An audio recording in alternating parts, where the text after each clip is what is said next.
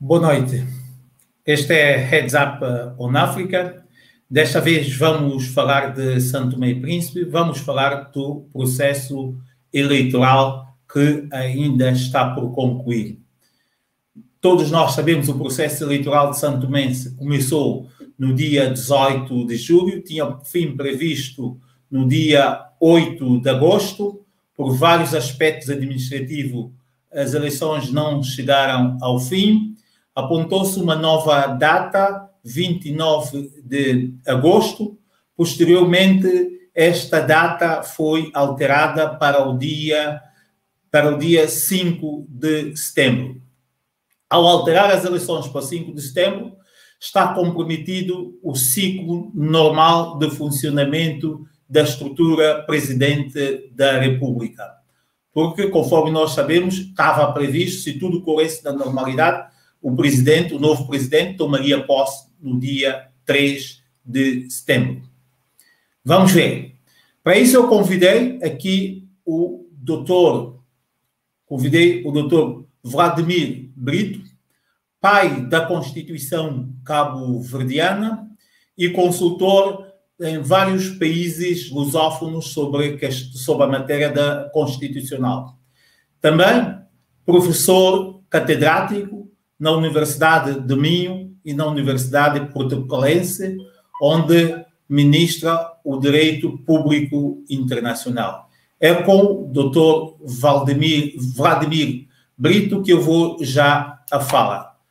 Dr. Vladimir, muito boas noites, em primeiro lugar, e agradecer essa sua disponibilidade para ajudar-nos um bocado a compreender o que é que vai passar em São Tomé e Príncipe com estes atropelos, com estas alterações todas resultantes de expedientes administrativos que atrasaram as nossas eleições.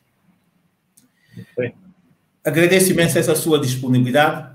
Começava por lhe perguntar, doutor, faz-nos um resumo para nós entendermos bem o que é isto da Constituição e para que é que ela serve num país. E se deve ou não os países seguirem à risca o que está escrito. Muito bem. Então, boa noite a todos.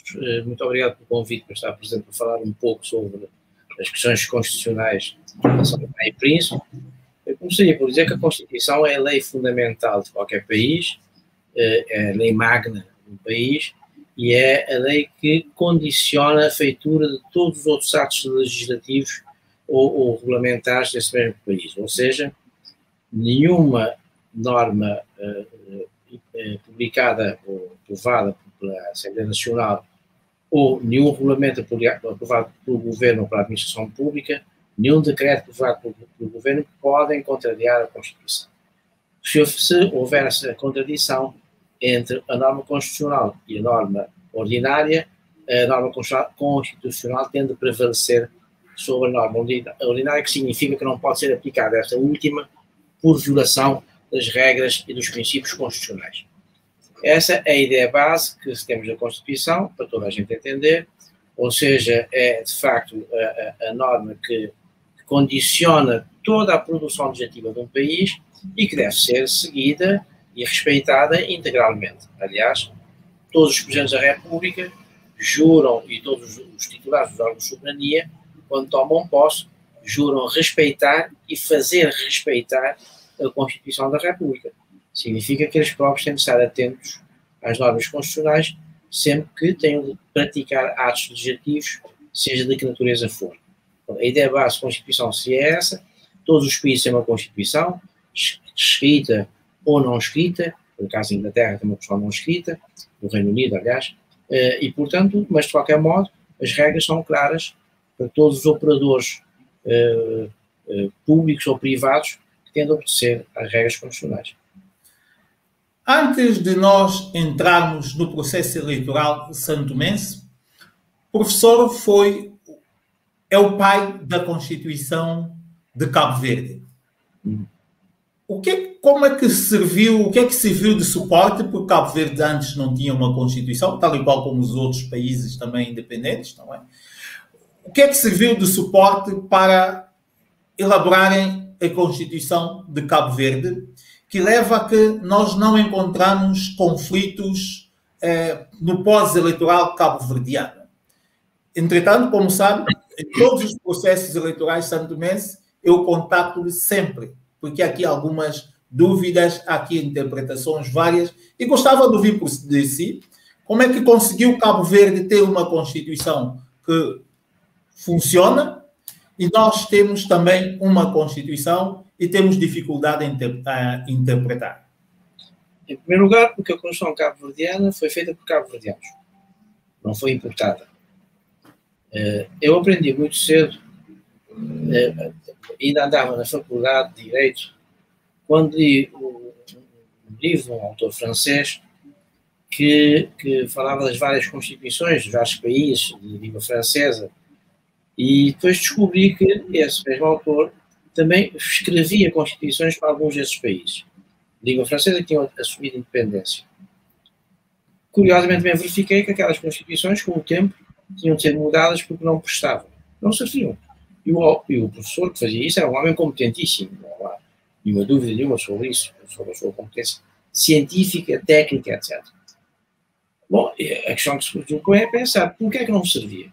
Exatamente porque a pessoa que fazia a Constituição não vivia a realidade do país e, portanto, mesmo que a gente tenha de ter em conta os princípios, alguns deles quase universais, outros regionais, que podem ser aplicados, nós temos de saber adequar as instituições à realidade do país. Porque se não fizermos, há disfuncionalidade entre a disfuncionalidade dos órgãos de soberania, em primeiro lugar, e a partir daí todos os outros órgãos também funcionam mal. Bom, essa é a questão. Cabo Verde tinha, depois da independência, teve, eu diria, duas constituições no sentido amplo do termo. Logo após a independência teve uma lei de organização política que regia constitucionalmente, digamos, o país. Mais tarde fez uma Constituição muito melhorada que nós viemos a rever após a democratização do país. Ora, quando foi da revisão da Constituição, essa que está em vigor, que no fundo é uma nova Constituição, porque tem princípios completamente diferentes, o que foi feito foi, eu fui convidado para fazer o texto, não é? Eu fui fazendo o texto, e eram os cabo-verdianos que discutiam. Eu levava o texto e nós cabo-verdianos discutíamos se batia certo, se não batia certo, etc. E íamos vendo como é que as coisas funcionavam. Bom, e como cabo-verdiano, sou apesar de ver fora de Cabo Verde há uns anos, mas vou lá sempre, quer dizer, tenho uma percepção muito apurada da realidade cabo-verdiana, que quando faltava essa percepção, tinha os meus colegas e amigos e políticos cabo-verdianos que, enfim, chamavam a atenção para este ou aquele aspecto do texto. E, portanto, foi-se fazer uma Constituição que se adaptou não só às necessidades do país, como à estrutura cultural do próprio país, ao modo de pensar cultural do país. E tentou exatamente evitar, uma das preocupações era criar mecanismos que permitissem uma estabilidade governativa, de modo a evitar sucessivos atos eleitorais por conflitos políticos, etc. E conseguimos, de facto, posso dizer que em Cabo Verde, desde 1992, que foi feita e aprovada a Constituição, até hoje, todos os governos cumpriram a legislatura do princípio ao fim. Não houve um único governo que tivesse saído a meio da legislatura. As eleições correram sempre com normalidade, não tem havido grandes problemas sobre o ponto de vista eleitoral, foram-se afinando os procedimentos e poder-se-á dizer que não há, de facto, grande crise, não há crise institucional em Cabo Verde, embora as crises institucionais não são nada, nenhum drama do outro mundo, mas sempre que se puder evitar, deve-se evitar. E isso é importante porque Cabo Verde é um país pequeno, é um país pobre, é um país que precisa de ter credibilidade internacional e quanto menos crises institucionais tiver, menos dinheiro gasta com eleições, com processos eleitorais, com discussões eleitorais, maior a credibilidade internacional e, portanto, as coisas funcionam assim. Isto, por um lado. Por outro lado, verifica-se que os sistemas de governo devem ser também um pouco adequados à realidade do país. Há países, por exemplo, que não suportam um sistema de governo, semipresidencial, por exemplo, não funciona. Foi o caso de Angola. Angola, durante muito tempo, teve um sistema semipresidencial que gerava crises complicadas entre o Presidente e o Primeiro-Ministro. Eu próprio uma vez fui lá falar e dizer que aquilo não funcionava e propus o presencialismo, que depois veio a ser adotado, e a partir desse momento, essas crises entre o Presidente e o Primeiro-Ministro desapareceram. Porque, de facto, o Primeiro-Ministro aparecia como algo que não funcionava, nem tinha digamos, emperrava a engrenagem do sistema político angolano. Hoje, o sistema é presidencial e não há. As guerras entre o Presidente que demitiu o Primeiro-Ministro e assumia as funções do Primeiro-Ministro, gerando inconstitucionalidades, acabaram. Porquê? Porque o continente africano, na parte continental, a ideia que se tem das instituições é uma ideia presidencial. Temos a democratizar a presidência para evitar abusos, mas isso também se consegue. Portanto, é para dizer que Cabo Verde conseguiu isto porque não evitou copiar constituições de outros países, sem prejuízo, atenção, de beber os princípios fundamentais a nível europeu e internacional. Sim, internacional, bebemos todos os princípios, utilizamos todos os princípios, adequamos os órgãos de soberania à realidade. E, portanto, a coisa foi a Constituição, apesar das revisões, tem tido algumas revisões, que aliás acho muito útil que as tenha, e eu fui dos primeiros a defender que a Constituição devia ser revista há uns anos atrás, que funciona sem qualquer dificuldade. Certo. Nestas eleições vamos entrar na questão direta de Santo Tomé e Príncipe. Numas eleições muito anormais, nós tivemos nessas eleições santomense 19 candidatos, 2 deles passaram a fase seguinte.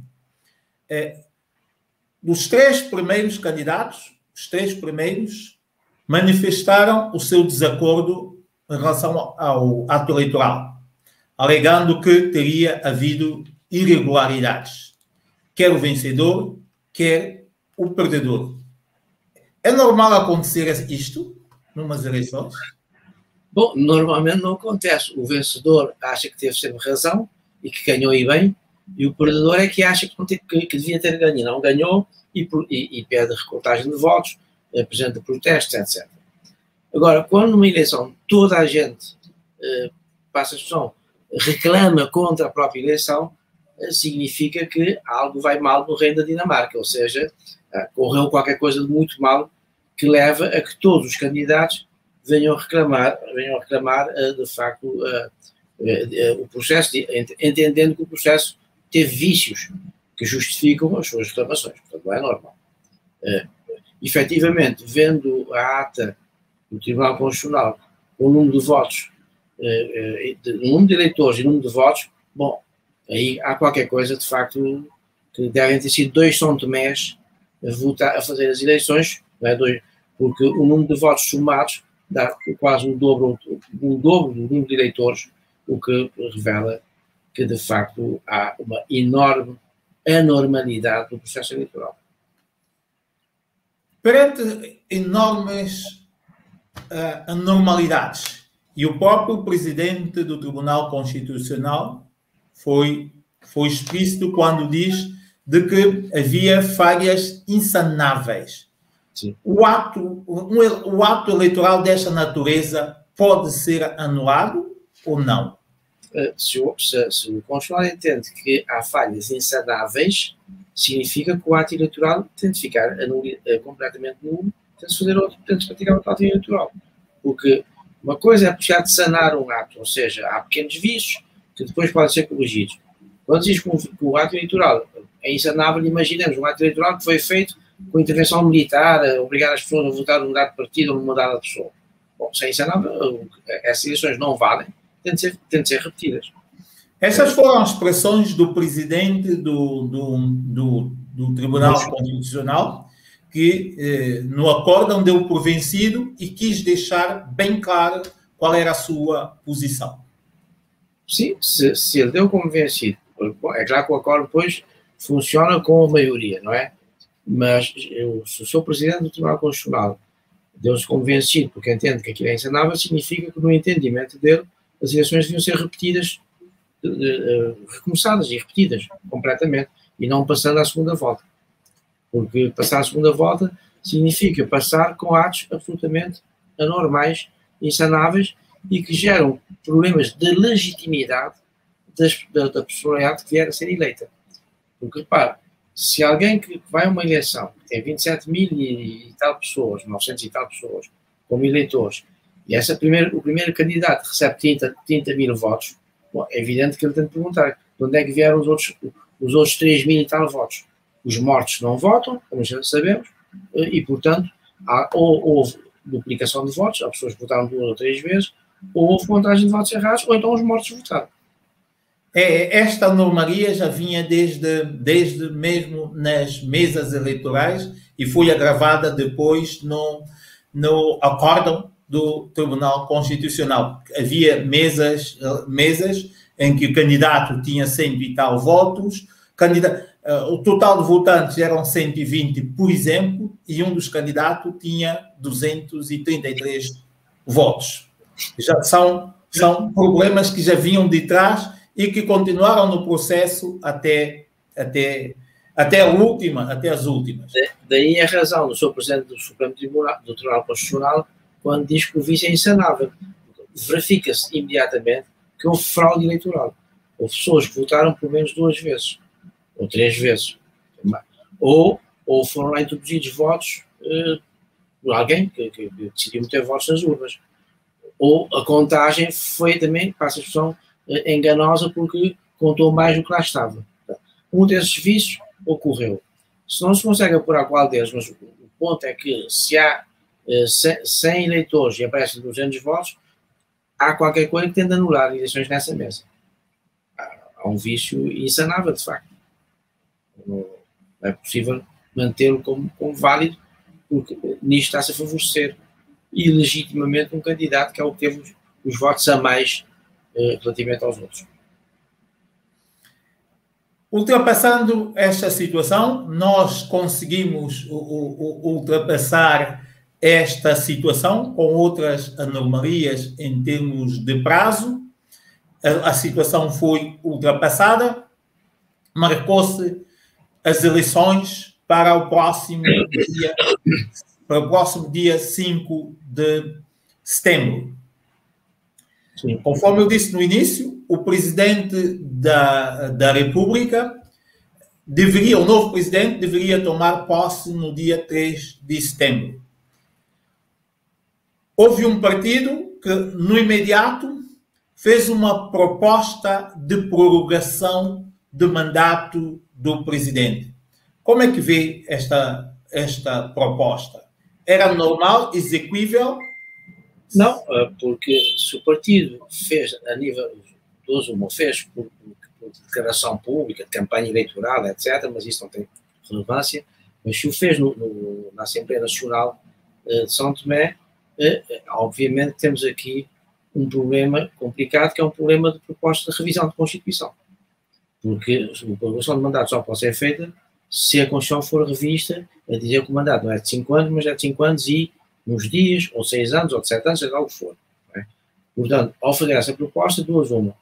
Ou fez uma proposta de revisão da Constituição dentro dos prazos constitucionalmente estabelecidos com efeito, então vai-se discutir o problema, mas não se impede as eleições, porque até a Constituição ser revista e publicada, etc., o prazo todo dessas eleições tinha passado, ou fez uma proposta de lei que, a ser aprovada, seria absolutamente inconstitucional, porque violaria a norma constitucional que estabelece, que é do artigo 79 da Constituição de São Tomé, que estabelece que o mandato é de 5 anos. Portanto, por outro lado, não valia a pena fazer uma proposta dessas, porque se há uma prorrogação do prazo eleitoral pela Comissão Nacional de Eleições, que entende que, por razões várias que tem de justificar em ata, a eleição deve ser prorrogada, o mandato do presidente cessa, do atual presidente cessa, com a tomada de posse do novo presidente. Portanto, não há aqui qualquer vagatura do cargo, não há qualquer impedimento, não há nada. Ou seja, o presidente continua em funções até que o novo presidente tome posse.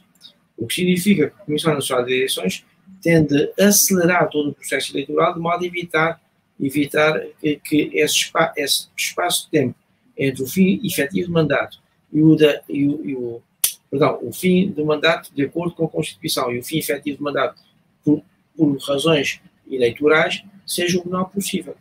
Portanto, se devia ser no dia 3, mas é só no dia 5, portanto, a contagem dos votos tem de ser acelerada, até porque são só 2 candidatos e são poucos eleitores, de modo que naquela semana do dia 5 se possa dar posse ao novo presidente. Mas isso é uma questão mais complicada, porque pode haver reclamações, etc., e pode gerar aí um problema de um prazo maior de prorrogação tácita do mandato. Aqui não é propriamente uma prorrogação do mandato, o mandato de facto aumenta o número de dias, mas porque não é possível dar posse ao novo presidente. Imaginemos até que tinha sido feito tudo dentro dos prazos.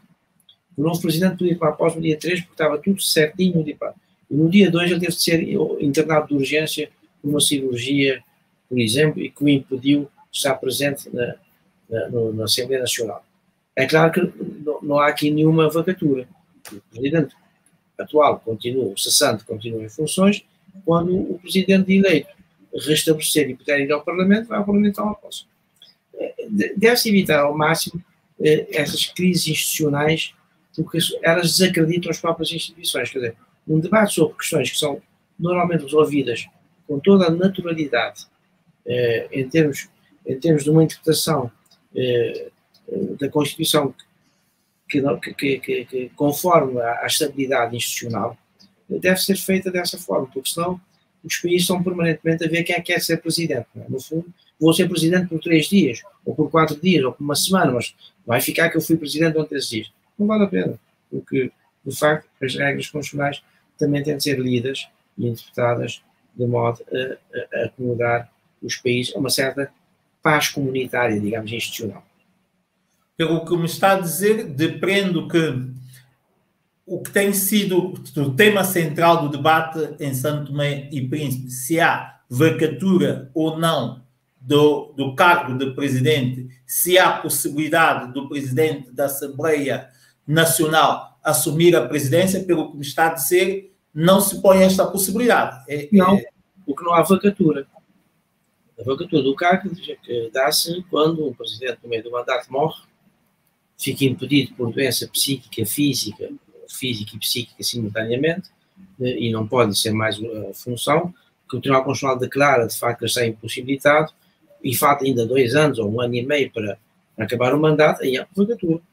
Agora, temos um presidente que está de saúde, felizmente, que está capaz de continuar a exercer as suas funções até a tomada de posse do novo presidente. Ele só pode cessar quando tomar posse do novo presidente. Isso, aliás, é um princípio geral de quase todos os casos eletivos. O mandato só cessa quando um outro, o eleito, ou designado, por via que for a designação, eleição, uma nomeação, seja o que for, está em condições de assumir as funções. Portanto, não há vacatura. Portanto, falar de vacatura é falar de uma coisa que não existe neste momento. Poder-se falar de impedimento também não, porque ele não está impedido. Não está no estrangeiro, não está impedido por uma doença temporária de uns dias que possa impedir de exercer as suas funções, portanto, ele está bem e pode exercer e deve exercer até a tomada de posse do novo presidente. Não há necessidade do seu presidente da Assembleia Nacional. Não há necessidade, nem houve necessidade de um partido ter pedido também a prorrogação do mandato. Não era. Não é necessário, até porque pedir a prorrogação do mandato, sob o ponto de vista legislativo ou normativo, significa pedir uma revisão da Constituição. E a revisão da Constituição só pode ser feita nos termos em que está na Constituição. E não foi efetivamente este o caso. Ou seja, a Constituição não permite agora um processo de revisão. Aliás, normalmente não se fazem revisões de Constituições no decurso de processos eleitorais, por regra. Portanto, se não permite apresentar uma proposta de lei para fazer uma prorrogação do mandato, até perguntar-se prorrogação por quanto tempo? Então, ia-se pôr o Presidente, agora passa a ser 5 anos e 10 dias, 5 anos e 15 dias, não faz sentido, não é? Portanto, e se não for uma proposta de revisão constitucional, for uma proposta de lei, não pode ser por violar a Constituição que diz que o mandato é de 5 anos. Dir-me agora, mas também a Constituição não diz que ele pode continuar mais uns dias até a tomada de posse. Há coisas que a Constituição não precisa dizer, são os princípios gerais, ou seja, na falta de uma norma expressa, o princípio geral que se compatibiliza com o princípio da democracia e da renovação dos cargos públicos, esse princípio prorrogar por algum tempo, até a tomada de posse do novo presidente, em virtude de uma anomalia constitucional, não ofende nem a democracia, nem a renovação do cargo. O seu presidente que lá está neste momento não quer ficar lá eternamente. Não foi ele que boicotou as eleições, não foi ele que mandou a travar as eleições para poder ficar lá. Nem foi ele que pediu uma prorrogação de mandato.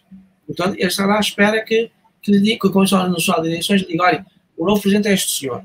E a Assembleia Nacional marca a data de tomada de posse. Penso que estamos claros nesta matéria e o processo, parece-me que, pelas suas palavras, neste momento o processo então está a correr dentro da normalidade, apesar de todos os precalços que nós tivemos inicialmente, e na sua perspectiva, esses precalços todos que nós tivemos inicialmente, como é que poderiam ser evitados? E também aproveitava, prejudicam ou não prejudica a imagem de São Tomé e Príncipe? E como é que sai o Tribunal Constitucional com este imbróglio de todo? E, sobretudo, se atendermos à ata que sai do Tribunal Constitucional. Bom, começando pela última questão, penso que o Tribunal Constitucional, ao fazer uma ata em que declara que há mais votos do que eleitores, devia reanalisar o próprio acórdão e corrigir, porque aqui pode ser um erro material. Ou seja, em vez de pôr, imaginemos, 3.000, pôs 31.000. Portanto, um erro material, os juízes podem perfeitamente corrigir os erros materiais. Portanto, podia ter feito a correção dos erros materiais, evitando essa imagem pública, enfim, do Tribunal Constitucional que valida uma eleição sabendo que houve 27.000 e só um candidato teve 30 e tal mil votos. Não devia. Aliás, por isso é que o seu presidente do Tribunal Constitucional, penso corretamente e inteligentemente, disse que havia vícios absolutamente insanáveis. Tem a declaração de voto, como disse que ele fez uma excelente declaração de voto nesse sentido. É que é um vício insanável, pronto, não pode haver isto.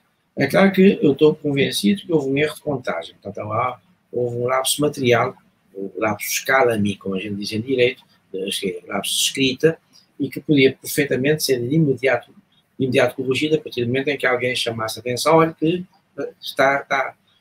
Aliás, eu tive aqui a pauta, digamos, dos votos e das votações e dos eleitores, fazendo a soma, verificamos que ultrapassa largamente o número de eleitores. Essa é a primeira questão. A segunda questão, essas situações podem ser corrigidas como? Fazendo o seguinte, adaptando a lei eleitoral ao país que temos. Ou seja, em vez de dizer que é um prazo de 5 dias, 10 ou 15, sabemos que temos dificuldades no país, na contagem de votos, no apuramento dos votos, etc. Começam-se as eleições mais cedo, alongam-se os prazos, de modo a evitar todos esses problemas. Isto é uma questão só de saber em que país é que eu estou. Eu posso contar os votos em 24 horas ou preciso de 2 dias, ou de 5 dias. Se preciso de 5 dias, ponho que os votos são contados e os prazos aumentam por 5 dias. Nos países onde é possível, por exemplo, como agora em Portugal, em que acabam as eleições já se adaptar, praticamente à meia-noite já sabemos quem é que ganhou, e passado 2 ou 3 dias está a validar tudo isto, é evidente que os prazos podem ser mais curtos. Mas há países, por exemplo, no Brasil, os prazos são muito amplos, porque o Brasil é um país enorme, não é? Tem muitos problemas sob esse ponto de vista, então os prazos são mais alargados. Agora, tentar copiar prazos que vem num país onde a tecnologia, a experiência, a capacidade decisória, a organização, etc., são muito diferentes daquilo onde nós estamos, dá sempre problemas desses. A lei constitucional, a lei eleitoral, devia ser revista e adaptada ao país. Quer dizer, não seguir modelos estrangeiros que não fazem bem ao país, mas seguir princípios e regras universais muito bem, adaptando-os à realidade concreta do país. Aqui, por exemplo, não é por isso pôr. São 15 dias, o Presidente da República tem de ser eleito, em vez de serem 60 dias, em 90 dias antes, ou 120 dias antes, de modo a que todos os problemas, quando ocorressem, tínhamos vários meses para resolver o problema e no dia de tomada posso estar certinho. Em Cabo Verde fez-se isso, vimos a realidade do país, são ilhas, As ilhas estão sempre muito complicadas, Cabo Verde tem 10 ilhas novas habitadas, as ilhas são muito complicadas. Tínhamos consciência de que a dificuldade de contagem de votos era mais complicada, etc. O prazo foi adequado à realidade. E provavelmente a Constituição. O que é que não acha que a nossa Constituição, durante todos os processos eleitorais, lembra que eu tenho telefonado para si, porque há sempre algum problema na interpretação ou algum entendimento diferente. Não acha que aí também a Constituição deveríamos também fazer alguma coisa? Bom, eu penso que se há esses problemas todos, esses constrangimentos colocados para a Constituição, devem fazer aquilo que a Angola fez. Agora, quando começou a ter aqueles problemas, tivemos a tal conferência e debate, a Comissão Constitucional reuniu-se, mudou o sistema e fez uma revisão de Constituição, como agora fizeram. Não sei se sabem, houve grandes debates em Angola por causa da questão dos tribunais, o modo como estavam a ser organizados os tribunais. A proposta inicial, discutimos muito o problema, houve muita discussão sobre essa questão, e readaptaram aquilo tudo e fizeram uma nova proposta, e foi há dias publicada uma Constituição revista. E foram adaptando, já a Constituição anterior foi adaptada à realidade angolana, sob o ponto de vista, por exemplo, das autarquias, sob o ponto de vista de várias outras questões. E ali é São Tomé, a minha opinião, se de facto esta Constituição não presta para resolver os problemas de São Tomé, os são tomenses devem sentar-se à mesa e dizer: vamos fazer um projeto de Constituição, vamos estudar os textos dos grandes constitucionalistas norte-americanos, brasileiros, portugueses, cabo-verdianos, são tomenses, etc., e vamos aplicar os princípios e vamos adequá-los às nossas instituições, de modo a poder fazer. Por exemplo, eu vejo na Constituição de São Tomé uma coisa que me faz impressão. Aliás, em Cabo Verde também levantou muitos problemas, e durante muito tempo Cabo Verde não teve um trabalho constitucional, porque não tinha quase suficientes para ter um trabalho constitucional. Era mais importante ter tribunais ordinários para resolver o problema das pessoas, do que um tribunal constitucional podia ser resolvido por um tribunal supremo com o reforço dos juízes. E durante muito tempo foi o que se fez.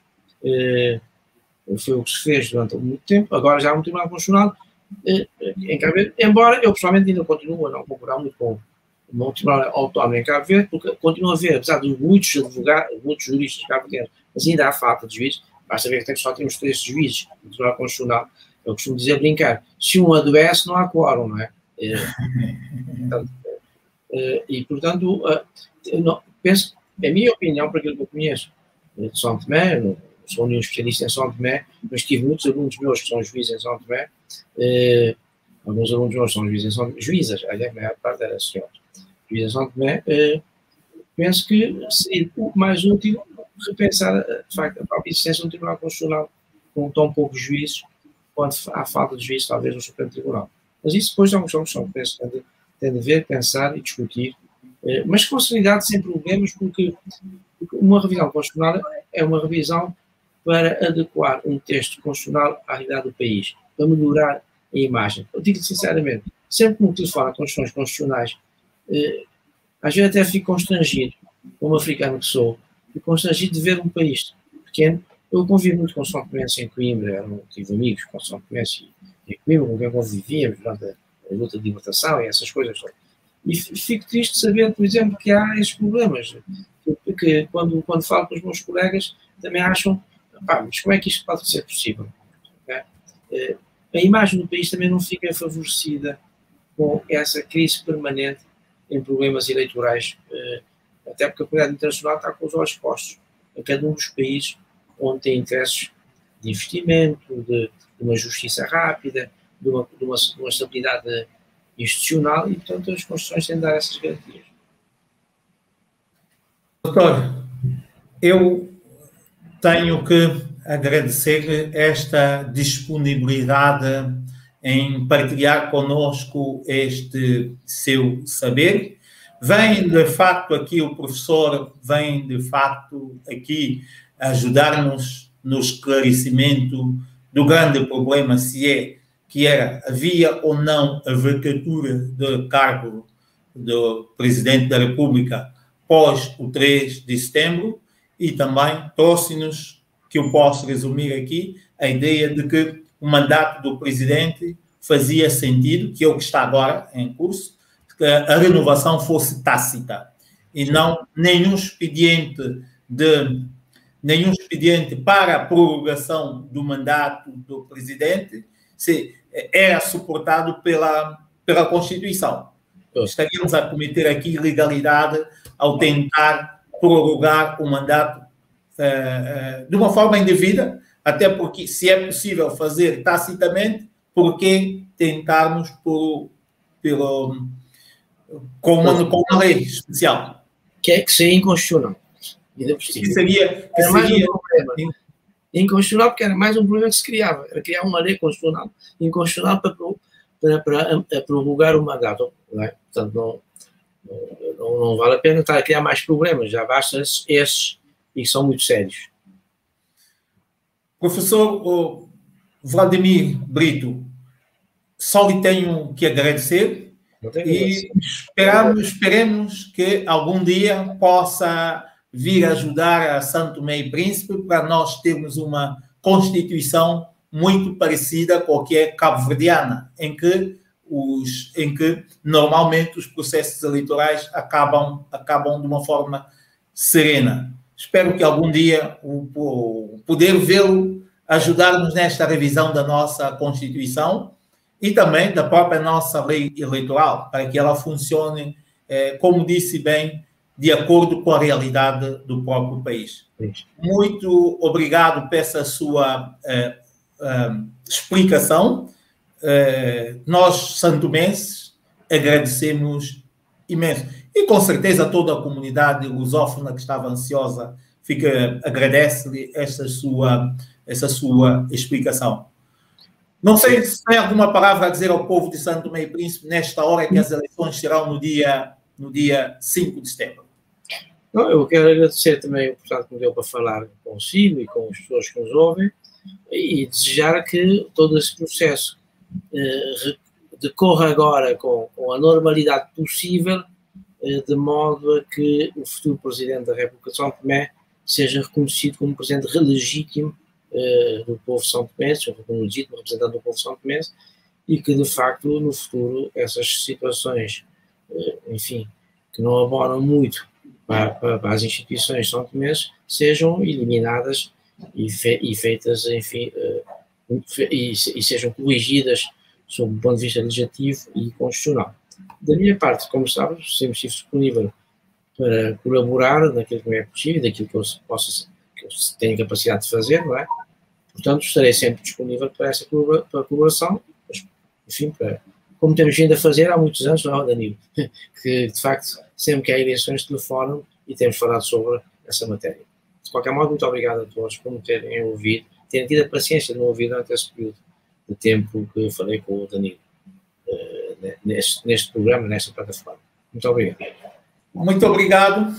Muito obrigado a todos que nos deram o prazer de ouvir.